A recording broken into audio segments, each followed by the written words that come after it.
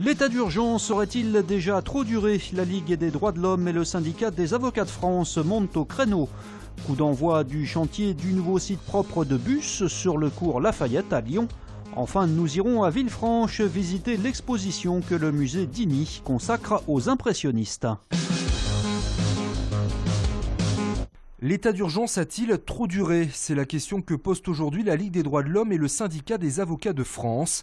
Ensemble, ils ont créé cette semaine à Lyon un observatoire des dérives de l'état d'urgence qui vise un objectif. C'est d'inciter les personnes qui ont fait l'objet d'une perquisition, qui ont fait l'objet d'une assignation à résidence, de faire valoir leurs droits. La Ligue ou le syndicat des avocats de France qui vient en soutien donnera un avis, donnera une position, donnera une expertise sur ce qui s'est passé, éventuellement invitera la personne à saisir le juge administratif, judiciaire pour contester la mesure dont ils ont fait l'objet. À ce jour, sans cette perquisition administrative, 10 assignations à résidence ont été ordonnées dans le Rhône par la préfecture.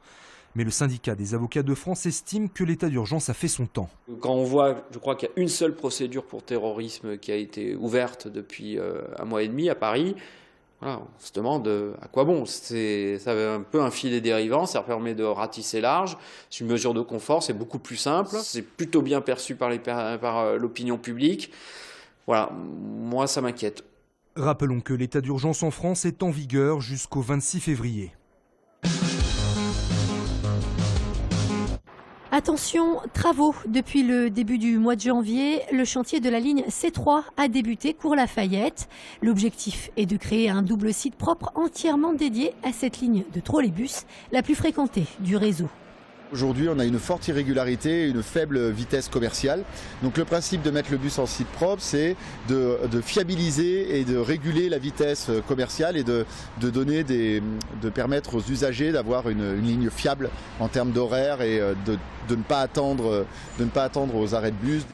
Première étape de ce chantier qui durera 3 ans, la déviation des réseaux en gaz, eau ou encore électricité. Et ce, afin d'éviter à terme que d'éventuelles interventions n'aient d'impact sur l'exploitation de la ligne. On a eu déjà des travaux de déviation de réseau pour GRDF, pour RTE qui a consolidé aussi son réseau. Là, nous attaquons, on va dire, le gros des déviations de réseau avec l'eau potable et l'assainissement. Conséquence, le C3 n'est plus un trolleybus mais un simple bus thermique. C'est également le cas du C13 mais seulement sur une partie de son trajet. Les usagers ont peut-être remarqué qu'on repasse de thermique en électrique à la station Hôtel de Ville, justement parce que en amont de Hôtel de Ville, on est obligé d'être sur ces véhicules thermiques. Voilà.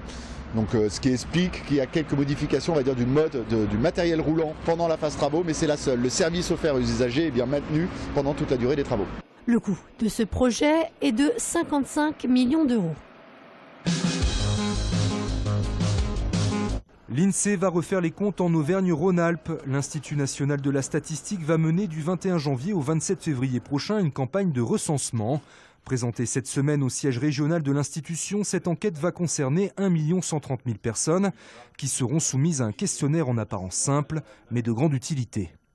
Se faire recenser, c'est compter dans la population de la commune et donc compter dans l'application des textes de loi, dans les dotations que verse l'État aux communes, le nombre d'élus, la manière dont ils sont élus, les indemnités, etc. Et puis d'autres aspects moins directement liés à la vie de la commune, comme par exemple le nombre de pharmacies, tous les équipements utiles aux habitants. Avec la réforme territoriale, la nouvelle grande région Auvergne-Rhône-Alpes fait désormais partie du top 4 des régions les plus dynamiques. Les 7,7 millions d'habitants qui la peuplent font d'elle la 2e région de France.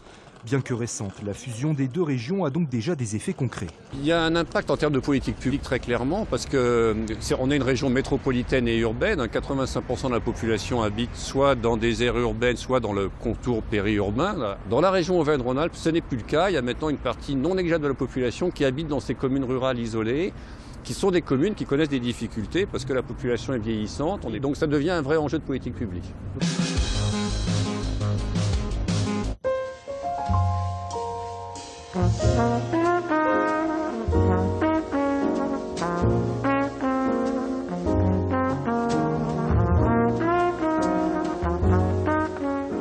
À travers 150 œuvres essentiellement des peintures, le musée Paul Digny à Villefranche-sur-Saône revient sur le post-impressionnisme, un mouvement qui regroupe une multitude d'artistes et de styles différents. On a dedans le mouvement néo-impressionniste, les synthétistes, les symbolistes et les intimistes. Donc on a pu en effet, grâce à cette appellation qui est très commode pour l'historien de l'art mais aussi pour nous, de regrouper une diversité de sensibilités artistiques et aussi donc une gamme en effet colorée extrêmement vaste. Le parcours est organisé par thématique, l'intimité, la vie moderne, le paysage. Le musée a obtenu beaucoup de prêts, dont certains prestigieux venant du musée d'Orsay, comme le château des Papes de Paul Signac. On est devant un tableau qui est emblématique de cette exposition néo-impressionnisme et Rhône-Alpes. Il y a la couleur qui éclate et qui en fait renvoie en effet à des recherches chromoluminaristes de ces artistes dits néo-impressionnistes et qui en fait vont exalter la couleur.